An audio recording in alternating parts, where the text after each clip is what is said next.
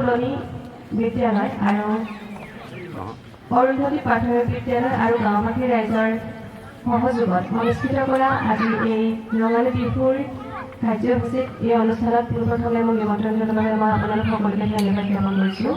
আৰু এজন মহান গণশিল্পী আপোনালোকে মোক যে মাল্য অৰ্পণ কৰাৰ দায়িত্বভাৰ প্ৰদান কৰিলে তাৰ বাবেও আপোনালোকক ধন্যবাদ জ্ঞাপন কৰিছোঁ। নতুন বছৰটি আহিলে আমি সকলো সময়ৰ খোজত আগবাঢ়ি গৈ আছোঁ, কিন্তু আমি যি আমাৰ পুৰণি সংস্কৃতি সেই সংস্কৃতিক আমি ধৰি ৰাখিব লাগিব। আমি নৱপ্ৰজন্মসকল ওলাই আহিব লাগিব।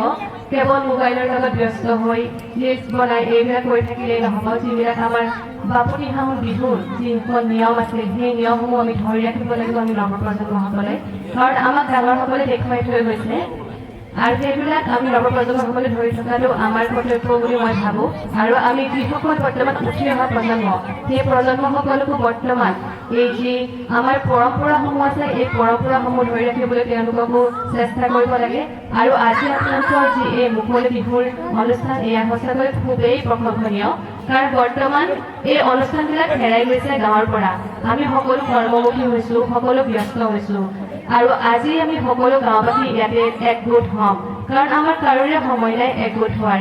কিন্তু আজি আপোনালোকে যি অনুষ্ঠান কৰিছে এই অনুষ্ঠানৰ বাবে সকলো আজি একগোট হ'ম, খুব সকলোৱে আনন্দ কৰিম, খুবেই ভাল লগা এটা অনুষ্ঠান হ'ব।